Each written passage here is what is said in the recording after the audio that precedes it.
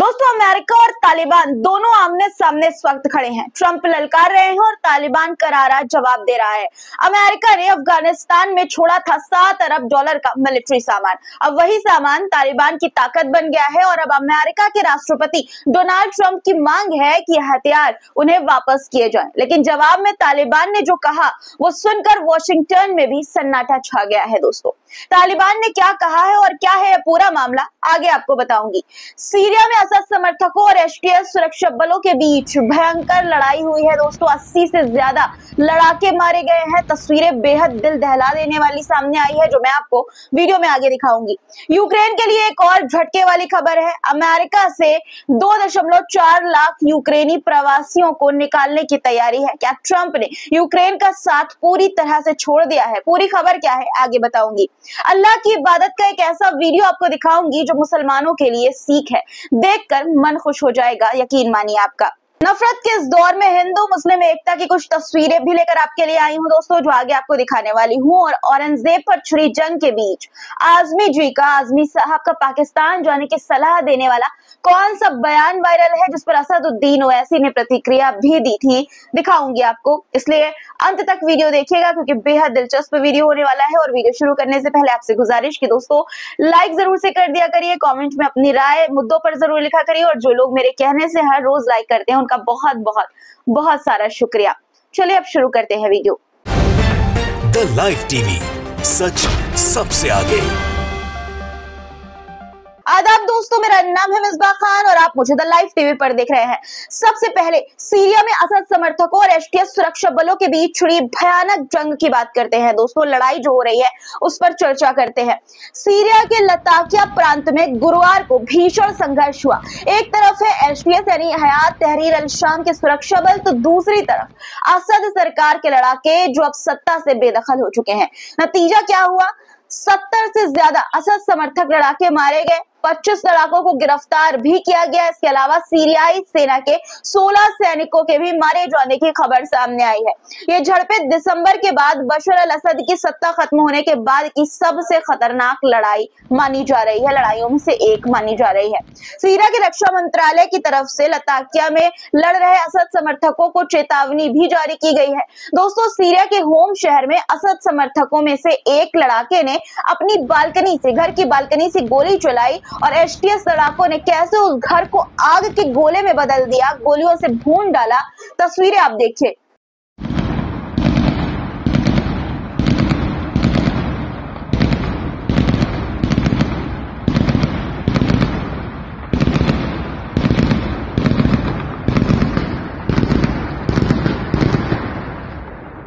देख सकते हैं आप कि किस तरह से लोग सड़कों पर मौजूद हैं, लेकिन एसटीएफ के लड़ाके इस बात की परवाह किए बिना कि किसी को गोली लग सकती है, ऐसा समर्थक के घर को आग के गोले में किस तरह से तब्दील कर रहे हैं। गोलियों पर गोलियों की बौछार की जा रही है और देखते ही देखते घर के अंदर जो है वो आग लग जाती है, आग के गोले की तरह घर नजर आता है।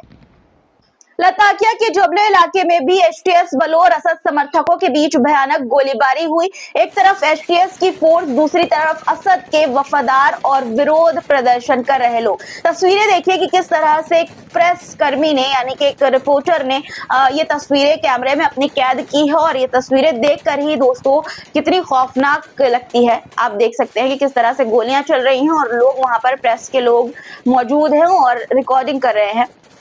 दोस्तों, सीरिया के लताकिया शहर में एसटीएफ के लड़ाके बड़ी संख्या में पहुंच रहे हैं।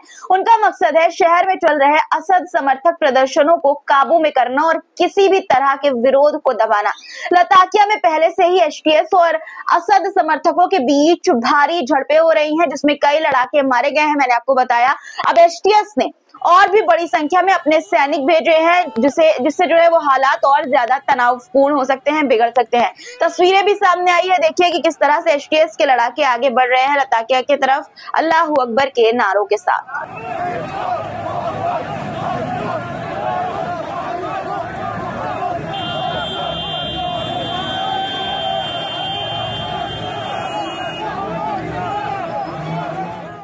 दोस्तों, सीरिया की इस नई लड़ाई पर आपकी क्या राय है कि असद समर्थकों के लिए अब कोई उम्मीद बची है सीरिया में, या ये उनका आखिरी संघर्ष है? आपको क्या लगता है? कमेंट में इस पर अपनी राय जरूर दीजिएगा।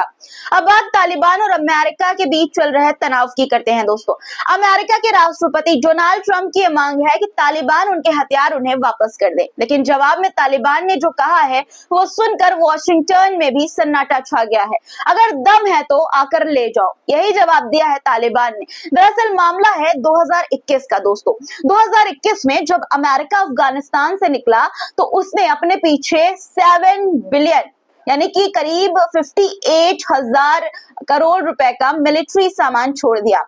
टैंक्स, गाड़ियां, हेलीकॉप्टर्स, गन, सब कुछ तालिबान के हाथ लग गया। अब 2024 में डोनाल्ड ट्रंप इस मुद्दे को फिर से उठा रहे हैं। ट्रंप ने अपनी कैबिनेट मीटिंग में कहा कि हमने अरबों डॉलर का सामान छोड़ दिया, वो अब हर साल सड़कों पर उसे दिखाते हैं, उसका प्रदर्शन करते हैं, हमें इसे वापस लेना चाहिए। लेकिन सवाल ये है कि क्या ये संभव है अमेरिका के लिए? अब सुनिए तालिबान का जवाब क्या आया अमेरिका के इस बयान पर, ट्रंप के इस बयान पर।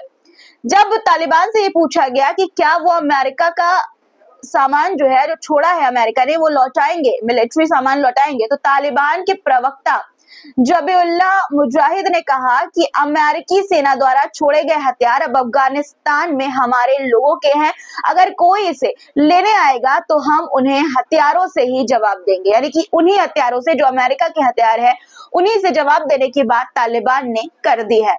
आपको क्या लगता है, क्या तालिबान के इस जवाब के बाद ट्रंप तालिबान से उलझने की हिम्मत कर पाएंगे? कमेंट में अपनी राय इस पर जरूर लिखिएगा। दूसरी तरफ गजा के लोगों को उजाड़कर अमीरों का प्लेजर लैंड गजा को बनाना चाहते हैं ट्रंप। गजा पट्टी पहले ही इस्राएली हमलों से तबाह हो चुका है दोस्तों, ये दुनिया जानती है, लेकिन अब डोनाल्ड ट्रंप इसे पूरी तरह साफ करके एक लग्जरी सिटी बनाने की योजना बना रहे हैं। ये बात आप जानते ही है कि किस तरह से एआई वीडियोस के जरिए गजा में 5 star hotel, multi store buildings और शॉपिंग मॉल, एंटरटेनमेंट बनाए जाने की योजना डोनाल्ड ट्रंप ने अपनी जो है वो बनाकर दुनिया के सामने पेश की। यानी जहां कभी लाखों फिलिस्तीनी रहते थे, वहां अब सिर्फ अरबपतियों के लिए एक नया शहर बसाने का प्लान ट्रंप के मन में घूम रहा है। लेकिन 22 अरब देशों के संगठन अरब लीग ने ट्रंप की योजना को रोकने के लिए $53 बिलियन का एक मास्टर प्लान तैयार किया था। इस प्लान के तहत गजा को फिर से बसाने और फिलिस्तीनी लोगों को स्थानीय समाधान देने की कोशिश थी, लेकिन अमेरिका और इस्राइल ने इस प्लान को जो है वो पूरी तरह से ठुकरा दिया। इसी को लेकर वरिष्ठ पत्रकार मुकेश कुमार ने लिखा है कि अमेरिका फिलिस्तीनियों को अपने देश और अपनी मातृभूमि से भी वंचित कर देना चाहता है। यही वजह है कि अरब देशों ने कई चरणों वाली महत्वाकांक्षी योजना तैयार की थी। हमास को भी इसके लिए राजी कर लिया था, मगर जाहिर है कि ट्रंप के इरादे कुछ और हैं और वो गजा पट्टी को हड़प लेना चाहते हैं। सवाल उठता है कि अब अरब मुल्कों के सामने विकल्प क्या बचा है? क्या वे अमेरिका और इस्राइल के सामने घुटने टेक देंगे जैसे कि वो लगभग 60-70 सालों से करते आए हैं, या फिर फिलिस्तीनियों के जायज हकों के लिए कुछ और रणनीति बना सकते हैं? वैसे दोस्तों, बात तो सही है, सवाल भी वाजिब है कि क्या अब अरब देश ट्रंप और इस्राइल के आगे घुटने टेक देंगे या फिर कोई और नया प्लान फिलिस्तीनियों के लिए लेकर आएंगे? इस बीच दोस्तों, हमास ने भी अमेरिका और इस्राइल को साफ संदेश दिया है। संदेश देते हुए कहा कि गजा पर युद्ध को फिर से शुरू करने की इस्राइल और अमेरिका की धमकियों के परिणाम स्वरूप इस्राइली बंधकों की रिहाई नहीं होगी। यानी कि साफ तौर पर हमास ने मना कर दिया है इस्राइली बंधकों की रिहाई करने के लिए, जो बार बार धमकी दी जा रही है युद्ध शुरू करने की अमेरिका और इस्राइल के द्वारा। अब बात अमेरिका और यूक्रेन की कर लेते हैं दोस्तों। अमेरिका के राष्ट्रपति डोनाल्ड ट्रंप ने सत्ता में वापसी के साथ ही बाइडेन सरकार के कई फैसलों को पलटने की तैयारी शुरू कर दी है। अब खबर ये आ रही है कि ट्रंप प्रशासन 2.4 लाख यूक्रेनी प्रवासियों को अमेरिका से वापस भेजने की योजना बना रहा है। खबरों के मुताबिक बाइडेन प्रशासन के दौरान जो 2.4 लाख यूक्रेनी नागरिक युद्ध के कारण अमेरिका आए थे, उन्हें अब अप्रैल से वापस भेजा जा सकता है। ये फैसला तब आया है जब ट्रंप और यूक्रेनी राष्ट्रपति जेलेंस्की की बैठक बेहद खराब रही।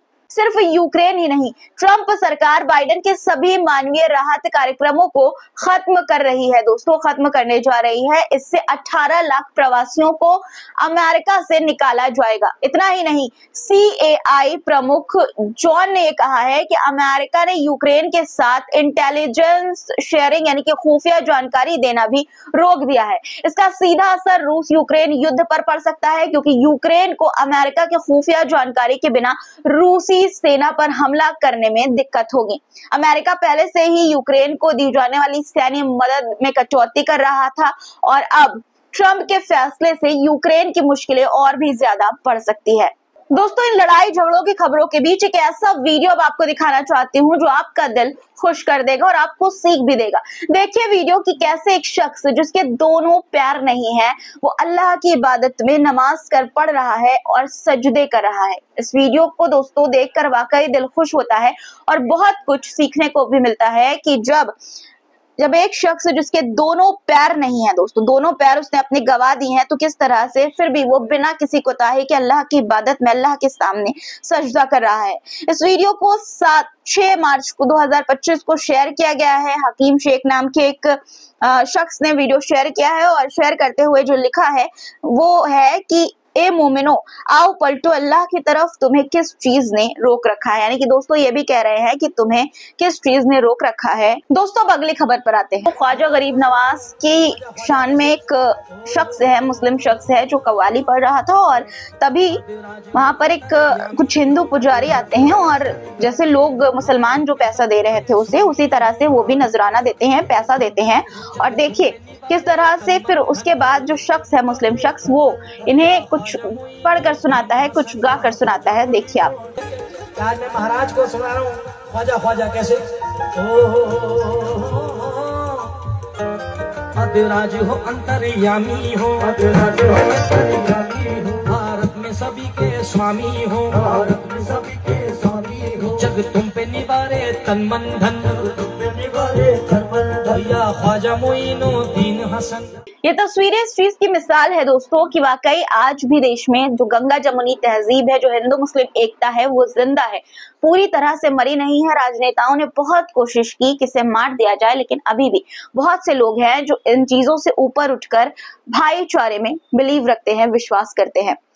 दोस्तों इन दिनों औरंगजेब कुछ ज्यादा ही सुर्खियों में है। मीडिया का फेवरेट मुद्दा है। बीजेपी वालों ने भी इस मुद्दे को अपने हाथों हाथ लिया हुआ है, क्योंकि समाजवादी पार्टी के एक नेता हैं आजमी साहब, जिन्होंने औरंगजेब की कुछ तारीफ कर दी, उनका पक्ष लेकर कुछ चीजें इतिहास के फैक्ट के आधार पर कुछ चीजें बोल दी, जिसके बाद उन्हें घेर लिया गया, उन्हें निलंबित भी कर दिया गया दोस्तों महाराष्ट्र से। लेकिन दोस्तों अब उनके कुछ बयान वायरल हो रहे हैं जो मैं आपको सबसे पहले दिखाना चाहती हूँ। एक बयान है जिसमें वो ये बता रहे हैं कि किस तरह देश में नफरत का माहौल बना दिया गया है। पहले आप बयान सुनिए, उसके बाद मैं आपको आगे की बात बताऊंगी।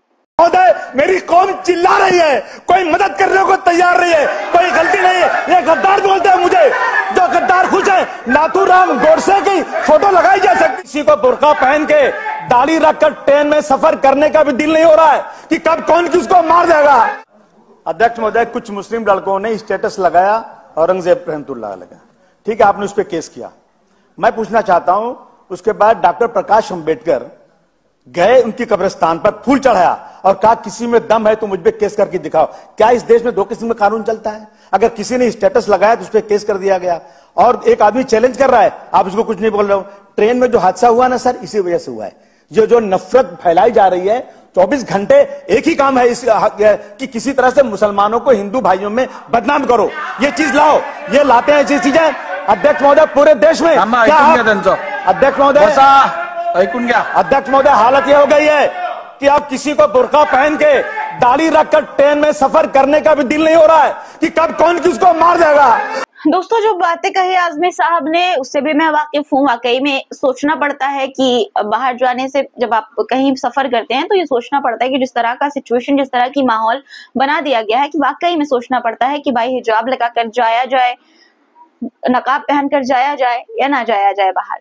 खैर, ये जो आजमी साहब ने जो कहा वो बातें सही है, लेकिन दोस्तों एक टाइम ये भी था जब इन्होंने मुस्लिम लीडरशिप पर सवाल उठाए थे, भड़क गए थे मुस्लिम लीडरशिप पर। ये बोला था कि जिसको अपना मुस्लिम लीडर चाहिए वो पाकिस्तान जाए, वहां बनाए अपना लीडर, हिंदुस्तान में हिंदू लीडर ही होगा। पहले मैं आपको उनका बयान सुनाना चाहती हूँ और उस पर असदुद्दीन ओवैसी ने किस तरह की प्रतिक्रिया दी थी वो भी सुनिए। वायरल है काफी बयान, सुनिए। लेकिन उन मुसलमानों को बता रहा हूं जो थोड़ा भटक के कुछ कहते हैं ना कि अपना लीडर पैदा करना चाहिए, तो पाकिस्तान जाए, वहां लीडर पैदा करें अपना। हिंदुस्तान में हिंदू मुस्लिम एकता चलेगी, यहाँ हमारा लीडर हिंदू ही रहता है। और ये समाजवादी का उनका अध्यक्ष है, वो बोल रहा है कि मुस्लिम अक़लियत को नेता की जरूरत नहीं है, जो मुस्लिम अक़लियत अपने नेता की बात करेगा उसको पाकिस्तान जाना है। अबे तू जा पाकिस्तान को, जाके मिल उससे। हमको बोल रहा पाकिस्तान चले जाओ। अरे समाजवादी वाले बोलते तू पाकिस्तान चले जा, ये बीजेपी वाले बोलते तू वहां चले जा। अरे बाबा तुमला क्या बांट लिए? तू पाकिस्तान चले जा, नहीं जाते क्या करता तू बोल? नहीं जाते क्या उखाड़ता बोल?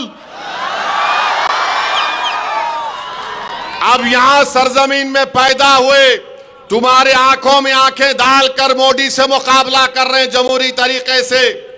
तुम क्या कर सकते? गोली चला सकते, ना चलाओ गोली। तो दोस्तों ये बयान न्यूज़ 24 ने 3 महीना पहले अपने YouTube चैनल पर पोस्ट किया है, जिस पर आजमी साहब ये कह रहे हैं कि जिसको मुस्लिम लीडर चाहिए वो पाकिस्तान चला जाए, और असदुद्दीन ओवैसी जवाब देते हुए कह रहे हैं कि हम पाकिस्तान क्यों जाएं।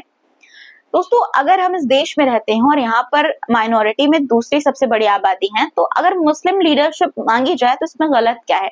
मानते हैं गंगा जमुनी तहजीब होनी चाहिए और इसके पक्ष में समर्थन में हमारा चैनल और हम रहते हैं दोस्तों, लेकिन अगर कोई मुस्लिम लीडरशिप की मांग करे तो एक मुस्लिम नेता इस तरह की बात करे कि पाकिस्तान चले जाओ, जब बीजेपी वाले इस तरह की चीजें करते हैं तो उनकी तो मेंटालिटी इस तरह की, उनका तो जो एजेंडा इसी पे काम करता है। लेकिन दोस्तों अगर कोई मुस्लिम लीडर इस तरह की बातें कहे तो ये वाकई में हैरान करने वाली बातें हैं। आप किस पर क्या राय है वैसे कमेंट में जरूर लिखिएगा। चैनल को सब्सक्राइब नहीं किया है तो कर लीजिए, लाइक जरूर से कर दीजिएगा और शेयर भी वीडियो को खूब सारा कीजिएगा दोस्तों। फिर मुलाकात होगी कुछ नए मुद्दों के साथ, अब तक के लिए अपना ख्याल रखिएगा, क्योंकि ख्याल रखना आज के दौर में बहुत जरूरी है। खुदा हाफिज।